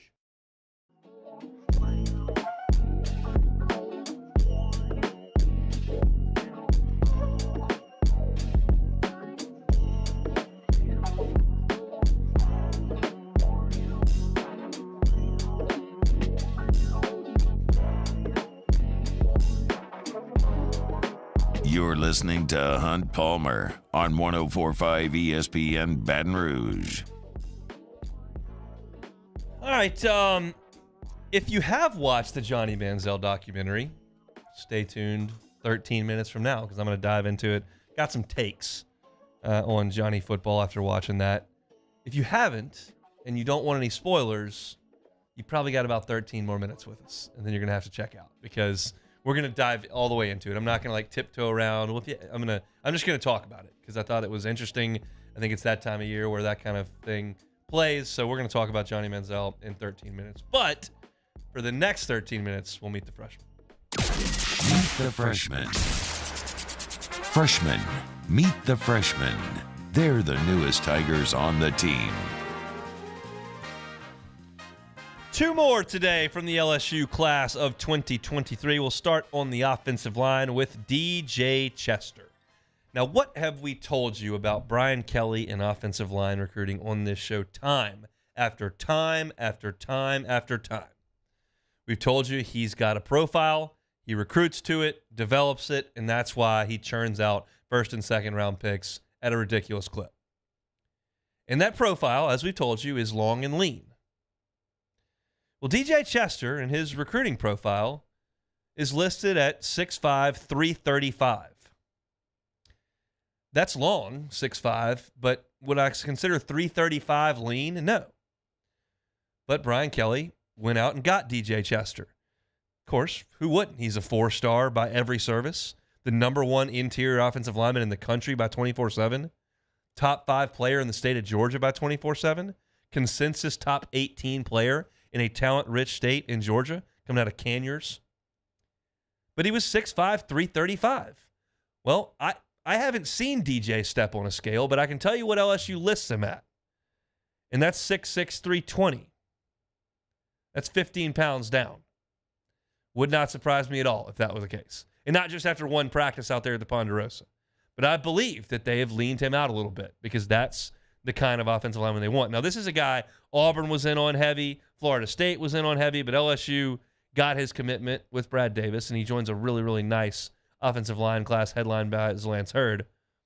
But Chester is a really good athlete. Of course, he played offensive line. He played guard and tackle in high school. He also threw the discus and the shot put. Strong young man. And I think will add depth on this team. I think that once this season is over and you are going to lose Miles Frazier, and you're going to lose Charles Turner, and we'll see what Dellinger decides to do. I think he will probably move on, and you're going to have some openings on the offensive front. And he figures Lance Hurd's in line for that, and you don't figure Will Campbell or Emory Jones are going anywhere, but you're going to have some young guys step up. So this is going to be a seasoning year for a lot of these guys in this young offensive line class. Paul Mabanga, you got Bo Bordelon, who's a second-year player that's coming on a little bit. There's now depth at offensive line where when Brad Davis took this unit over 2 years ago, almost to the day, I mean, it was a little bit before camp he came over, it was a disaster. And it wasn't great this time last year. But they finally found their footing on the tackles with the young kids and let the chips fall where they may on the interior. And now they've got a situation where you've built a solid front and then you've got some depth behind it. And certainly DJ Chester would qualify. I didn't remember him being as high-profile a recruit as he was. He's a 4-star across the board, and 24/7 Sports says he's the best interior offensive lineman in the class. That's pretty special. You consider that Lance Hurd was next to him as one of the top outside players in the class. So very, very good get for LSU and DJ Chester. And if he has lost 15 pounds, good on him. That's the kind of offensive lineman Brian Kelly is looking to recruit. Second freshman that we'll talk about today is a guy that I spent some time watching yesterday. Maybe a guy that I don't think about quite enough because there's a player at his position that may outshine him in terms of the recruiting rankings. But Jackson Howard, man, does he look the part. Like, one, he's every bit of 6'4", 6'5". And he is not like rail thin. Sometimes these edge guys come in and you see the tools, the long levers and the ability to run, and they just need some weight. Like Kiki Mingo comes in. He anchored the 4x100 for West Monroe. Like, he needed to put some weight on. Jackson Howard's got some weight on. He's already 240 pounds. And I was watching him go through some drills yesterday, and I would say that I could tell Braden Swinson and Obi Hufo and those guys are a little bit bigger than him. Ali Gay certainly last year would have been significantly bigger and would wear the same number. But he doesn't look skinny out there. This is a 4-star edge, outside linebacker, however you want to define it, from Crystal, Minnesota. Of course, the top player in the state of Minnesota, which doesn't produce, I wouldn't think, a ton of elite-level SEC athletes. But 4-star, top 25 edge rusher in the class by every single service. Top number 8 edge rusher in the country by Rivals. And you look at this class and you would go, well, they got Sean Womack. Like, that's the guy. And you look at last year's class and you look at Quincy Wiggins and the way that he fills out a uniform and you go, well, he's going to be next. But I'm not going to totally go to sleep on Jackson Howard. Good size, highly thought of recruit. Probably a little bit intimidated by the heat down here, I would have to think, coming from Minnesota.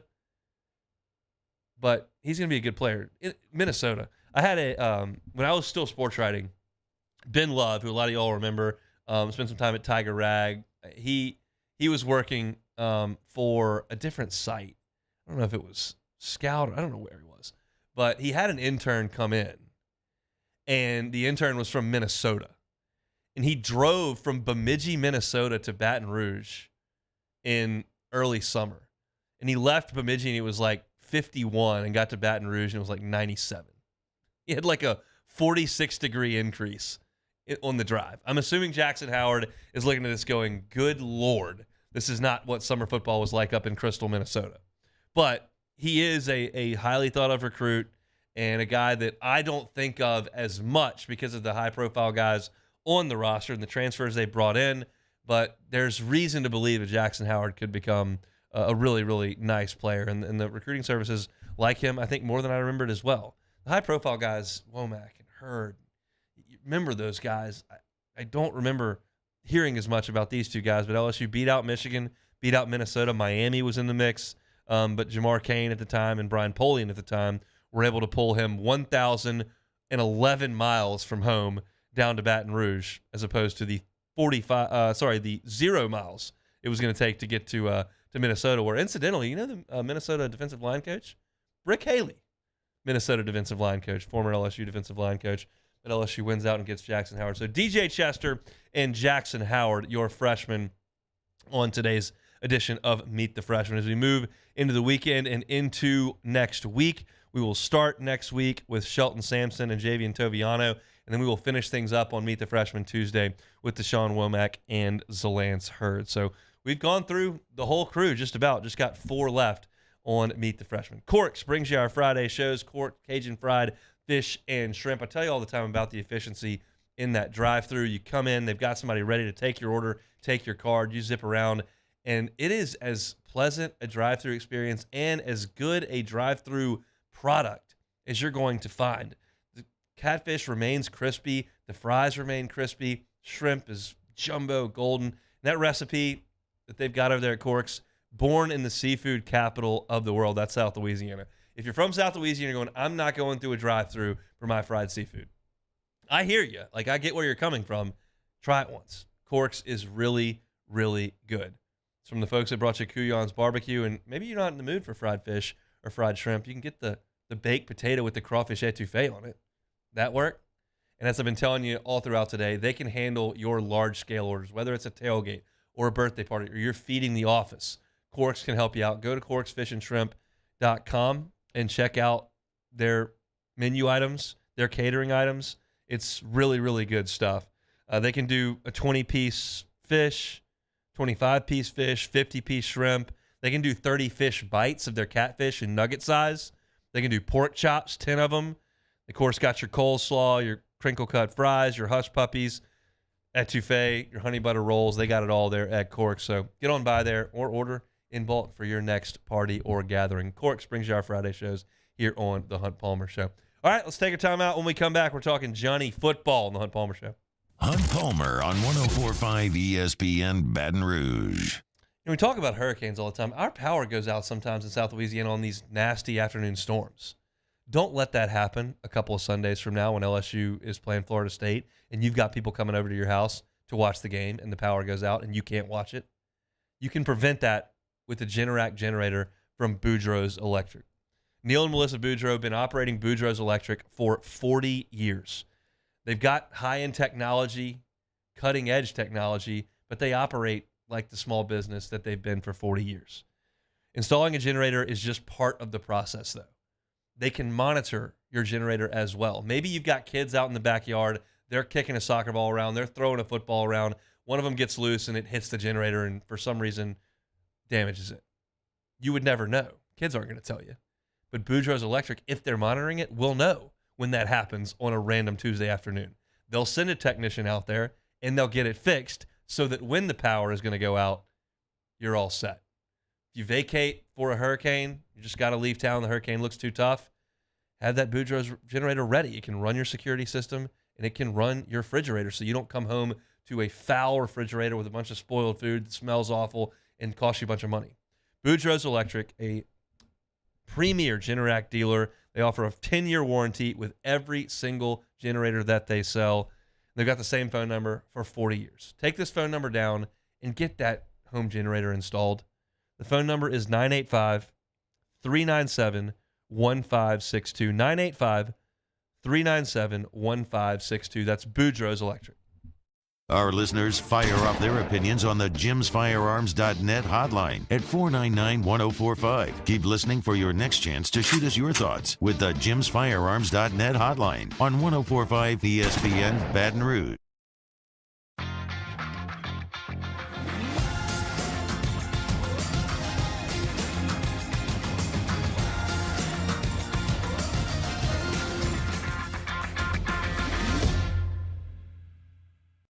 Hey, what's up, y'all? It's that time again. It's heating up. Your boat's getting ready to come out and spend all summer on the water. It's time to take your boat to the next level with front-to-back boat service, where if you want an incredible custom speaker install, it's going to blow people away in the water, that's there for you. You want an HD sonar where you can see the fish under the water before you cast, beat all your friends, that's there for you at front-to-back boat service. So don't put it off. We got the parts in right now. Get them now before they go back on back order. Front-to-back boat service.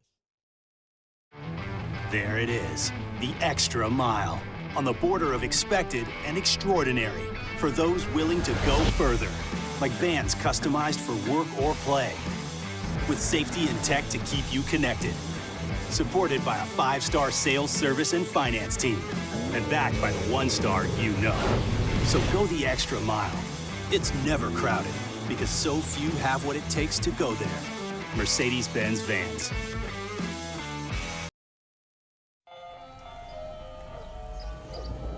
Hey there, little buddy.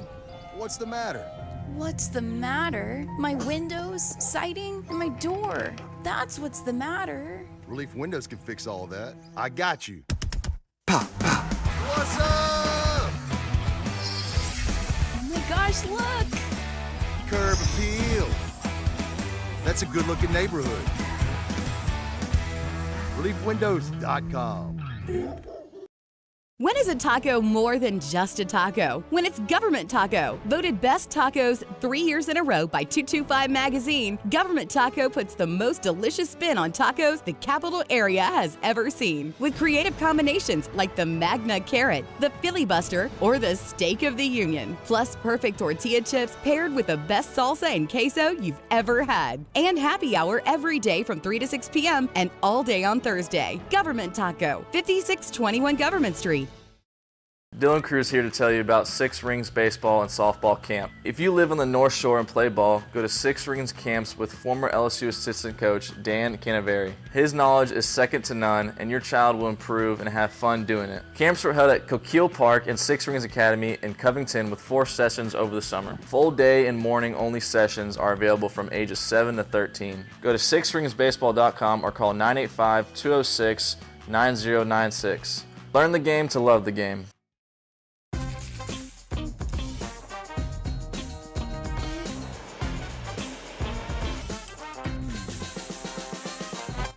Sandger, join us for the Monday edition of Live at Lunch. We're at Big Mike's in Denham Springs.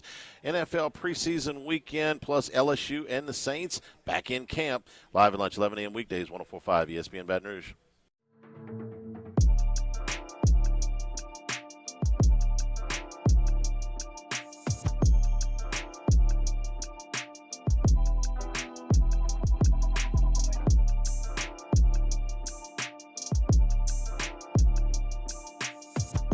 This is Hunt Palmer on 104.5 ESPN Baton Rouge. Old Johnny Football documentary on Netflix, part of their Untold series. They got a few of them. Excited for the one that comes out on Urban Meyer's Florida Gators here very soon. But Johnny Manziel one is live. I will tell you this as a disclaimer. Like, if you haven't seen it, you want to see it, you don't want any information on it, I would probably change the channel.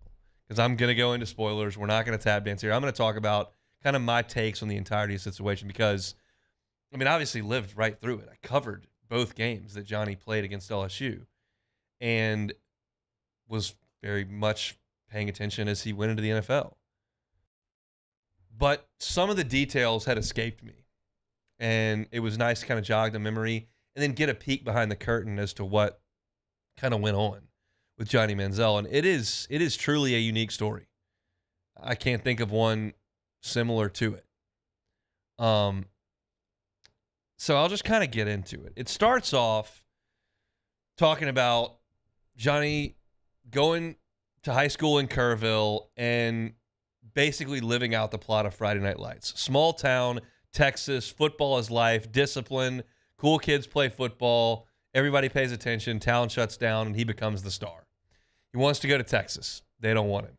Mac Brown was passing on RG3, couldn't get Andrew Luck, passing on Johnny Manziel. It was just a litany of Texas great quarterbacks that didn't go to Texas. But A&M says they want him, so Johnny Manziel ends up going to A&M. This is the same time that A&M is going to the SEC. A&M is little brother in that state. They've got a passionate fan base. They never really accomplished anything. It's not a cool place to go. They finally separate from Texas. They go into the SEC, and you know the rest of the story where Johnny jumps in and is an absolute star as a freshman. And they go beat Alabama. And all the while this is going on, Johnny football mania grows. And he is partying like crazy during this time. I mean, like crazy. He's at Halloween parties. Remember the Scooby-Doo costume that picture that came out? And like Cliff Kingsbury, their offensive coordinator, knows this. He's not watching tape. He's showing up to walkthroughs dead hungover, sweating beer. And Kingsbury's like acknowledges this and is like, man, he knows he's like, you better play well. And Johnny would go out and just straight up ball.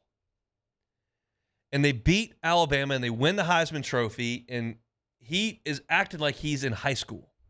He's a superstar athlete who's just partying like crazy. And then he realizes that, okay, A&M is now the talk of college football. They've raised $300 million more this year than previous years. They're about to build a brand new stadium, and I've got this Heisman Trophy and nothing to show for it. So you know the Manning Passing Academy story. Of course, he gets dead drunk, that, and oversleeps, and nobody seems to care in College Station because he owns the town. And he gets irritated with the NCAA because he can't make money. A&M's selling out of number 2 jerseys in every store. They're building new stadiums. Donations are up. He's seeing nothing. And he rides that into the offseason, and he gets a tap on the shoulder, says, hey, man, you want us to come sign some stuff for $3,000? I'll give you $3,000. He goes, $3,000 to sign some stuff? I'm in. So he signs some stuff, and while he's doing that, a big-time memorabilia guy says, wait a second, you're signing with this guy? Come with me. And he gets his buddy to go with that guy who, in the process, he calls Alex Rodriguez, the baseball player, and says, hey, tell these guys I'm legit. And A-Rod says they're legit. He gets $30,000 for this autograph signing. Now he's seen the light. There is real money to be made, and I'm not stopping at all.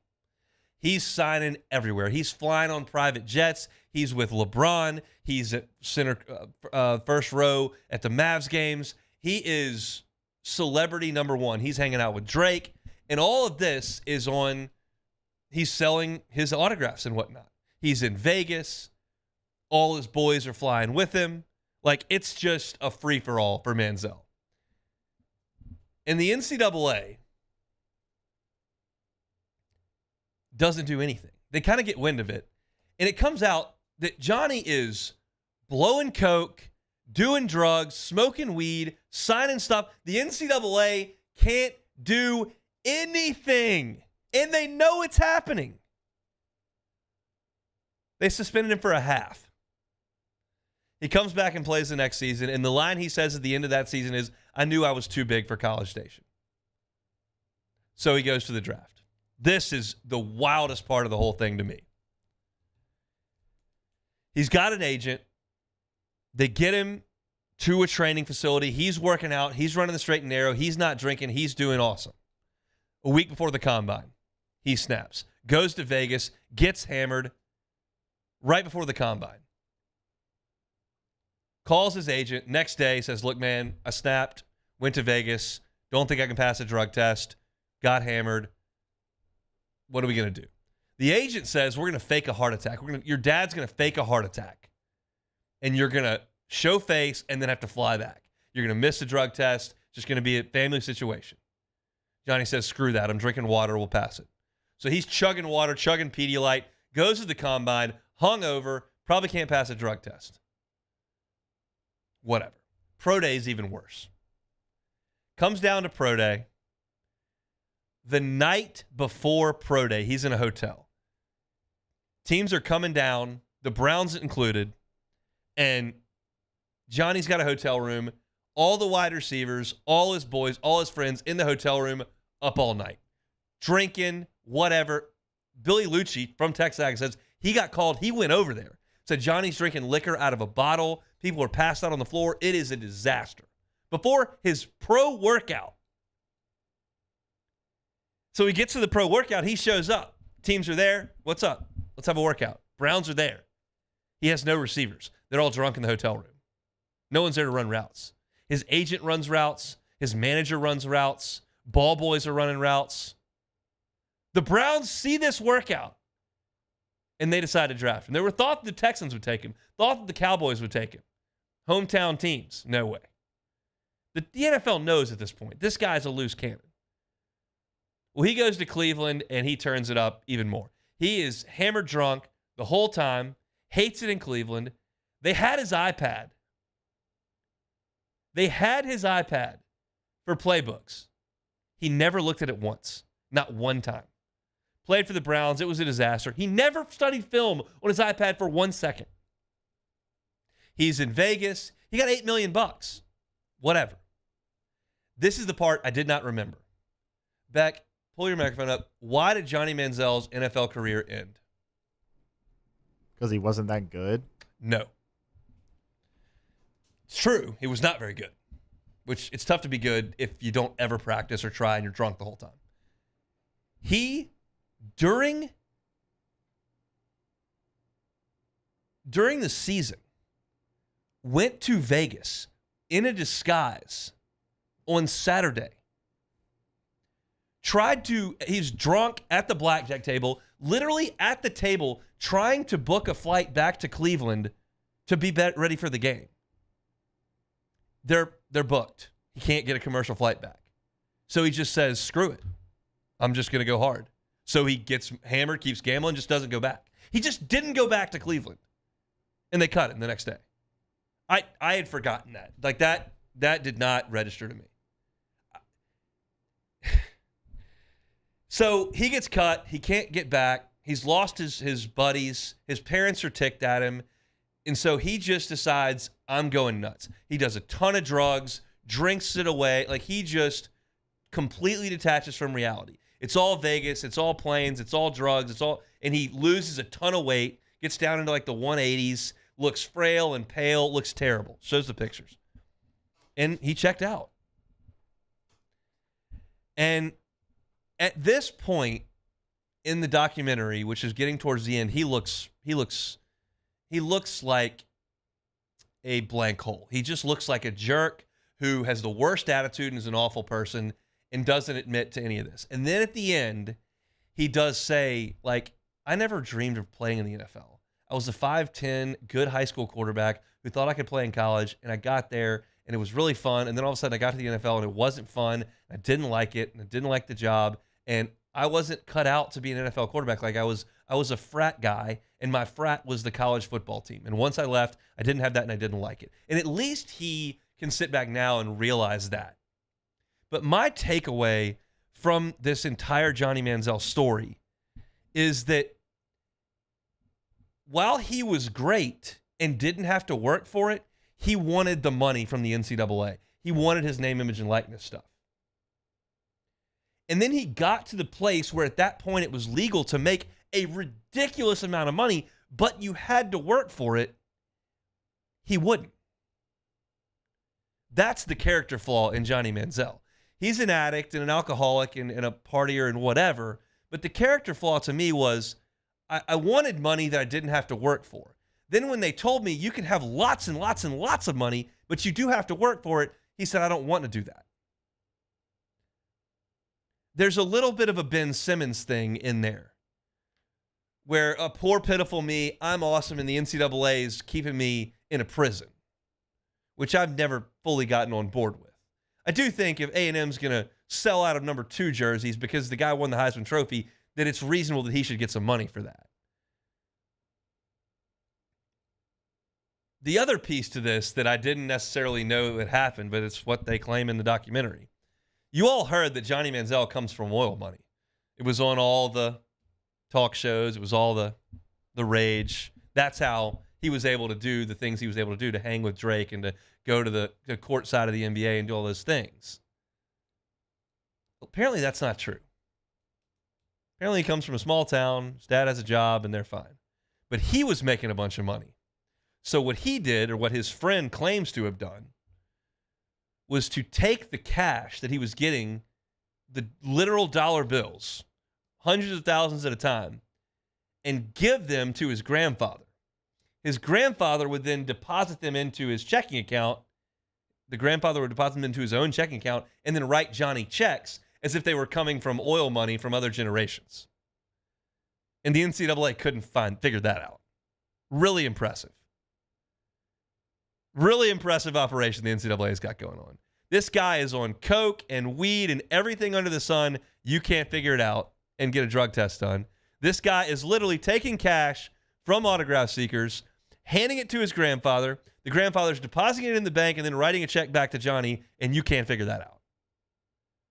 Truly impressive stuff from the NCAA. Now Johnny's in Scottsdale playing golf and throwing darts and drinking beer. And that's kind of what he wants to do.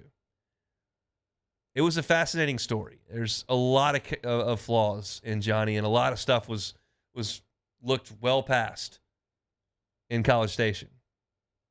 But the thing that irks me a little bit is, like, you say that, oh, poor, pitiful me, like I deserve a cut of this, and then they're going to give you a ton of money to play in the NFL. You can't watch 1 second of film and stay out of Vegas. That's a tough scene. But it's fascinating. I kind of told you most of the documentary. Hearing it from him, I'm sure, is a little more compelling than hearing it from me. But I just wanted to go through it. He was a heck of a player to watch.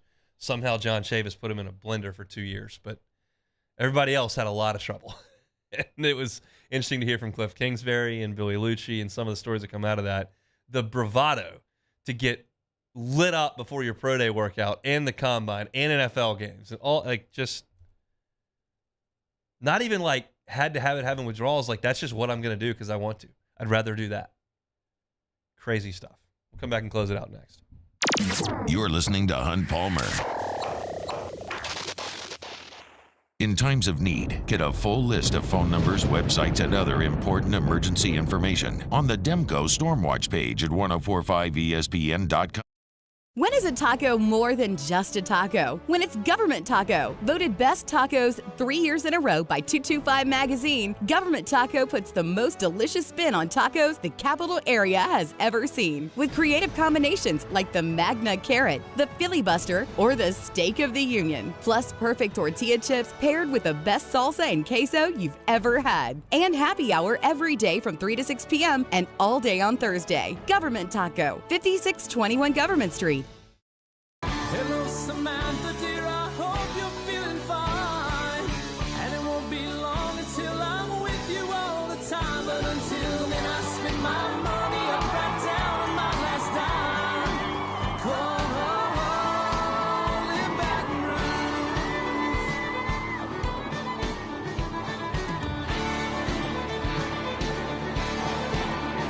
I'm ready, what you put me on through. Gotta send my love down to Hey, what's up, y'all? It's that time again. It's heating up. Your boat's getting ready to come out and spend all summer on the water. It's time to take your boat to the next level with front-to-back boat service, where if you want an incredible custom speaker install, it's going to blow people away in the water, that's there for you. You want an HD sonar where you can see the fish under the water before you cast, beat all your friends, that's there for you at front-to-back boat service. So don't put it off. We got the parts in right now. Get them now before they go back on back order. Front-to-back boat service. Gulf Coast Office Products is a nationally recognized Savin office equipment dealer based right here in Louisiana. Over 100 employees strong, Gulf Coast has the boots on the ground to support all vertical markets, from education, engineering, legal, and finance. With the latest in office technology, from desktop to production segment units, Gulf Coast and Savin have the perfect fit for you. Call 225-756-2644. That's 756-2644 for Gulf Coast Office Products. There it is, the extra mile, on the border of expected and extraordinary, for those willing to go further, like vans customized for work or play, with safety and tech to keep you connected, supported by a 5-star sales, service, and finance team, and backed by the 1-star you know. So go the extra mile. It's never crowded, because so few have what it takes to go there. Mercedes-Benz Vans.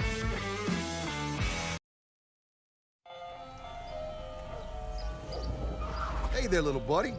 What's the matter? What's the matter? My windows, siding, and my door. That's what's the matter. Relief Windows can fix all that. I got you. Pop, pop. What's up? Oh my gosh, look! Curb appeal. That's a good-looking neighborhood. ReliefWindows.com.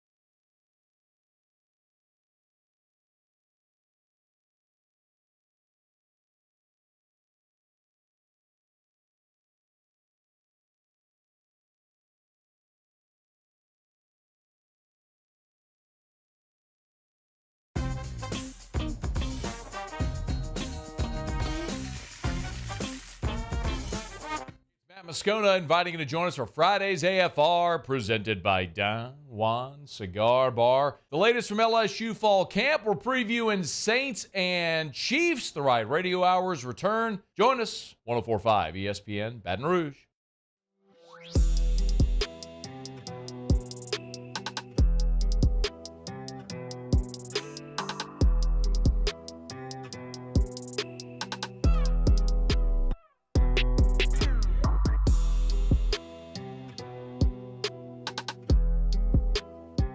You're listening to Hunt Palmer on 104.5 ESPN Baton Rouge. All right, let's close up shop. Jacob Beck, we'll take it or leave it.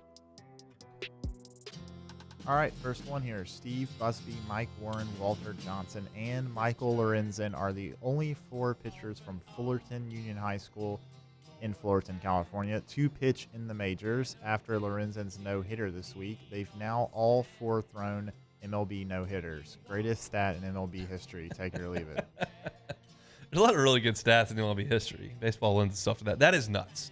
That 4 guys from one high school have reached the major leagues as pitchers, and only 4. And all 4 have thrown a no-hitter. That's crazy. Now, no-hitters are a little more common now than they used to be because guys throw so hard and whatnot. But that is an absurd stat. So I'll leave it. I don't think it's the most ridiculous, the most impressive stat I've ever heard, but it's a good one, and that high school should feel good about itself. Trendon Holiday graduated from LSU this week. Yeah. He's the fastest LSU football player ever. Take it or leave it. He went to the trials. I mean, Xavier Carter and Benny Brazell would probably have something to say about that, although I thought Benny may run Benny hurdles. was more of our hurdle. Yeah, he did hurdles. Guy, yeah. So I think it's probably Xavier Carter and Trendon Holiday. I got a Trendon Holiday story. I'll take it. I don't know if he's faster than Xavier Carter. Take it. I got a Trendon I think Holiday he ran story. a faster 100. Did he? Yeah. He could get up and go. I was when I was in high school. Trendon and I are the same age, in the same class. When I was a junior in high school, I was in a psychology class at Loyola that it was me and all seniors. I was the only junior in the class. So a November Monday, the senior class had a retreat where the whole senior class left. So I was the only person in psychology class. Our psychology teacher was an assistant football coach. I didn't play football, but he was assistant coach. He's like, hey, you want to go watch film during this 50 minutes of class because there's no one else here? I was like, sure, I can do that. So we turned the tape on. We're playing St. Helena in a playoff game.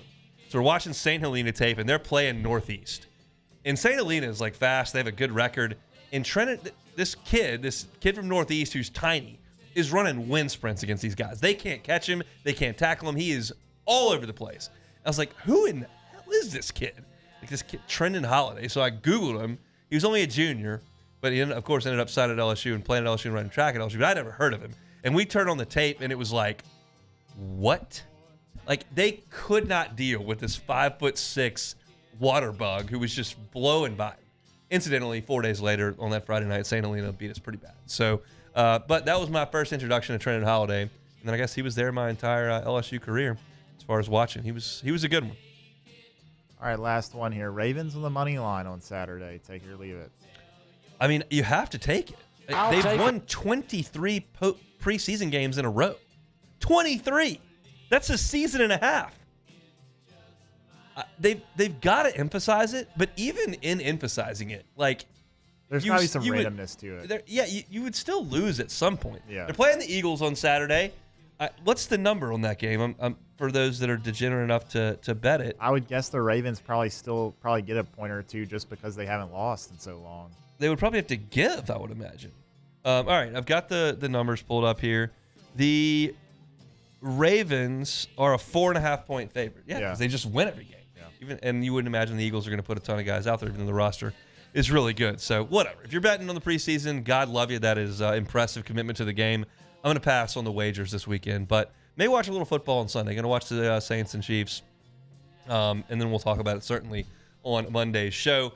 LSU is back out on the practice field tomorrow. They will have it entirely open to the media. Excited to get out there and watch all of that. And then Matt House will talk to the media after, so that'll be kind of the lead of Monday's show. We'll have thoughts on Saints Chiefs. We'll have Matt House sound, and we'll have another practice to react to that the media can watch the entire thing. So looking very much forward to that. Our Friday shows are brought to you by Cork's Cajun Fried Fish and Shrimp. Get on by for dinner. It is fantastic, fantastic stuff. They've got salads and whatnot if you're looking for that. I personally go for the combo platter with the fried fish and the fried shrimp with those crispy shoestring fries. And I throw Cork sauce at them. It is fantastic. If you're looking for tailgate party, birthday party, gotta feed the office, Corks can handle large catering orders, and they're happy to do so over there on Government Street here in Baton Rouge. That's going to do it for us. You missed any of the show, catch it on demand at 1045ESPN.com, Apple Podcasts, Spotify, Google Podcasts, or, of course, on YouTube. We're going to head out of here and enjoy our weekend. Matt Moscone is about to drive you home on After Further View. We'll see you Monday, same time, same place on Palmer Show, 104.5 ESPN Baton Rouge.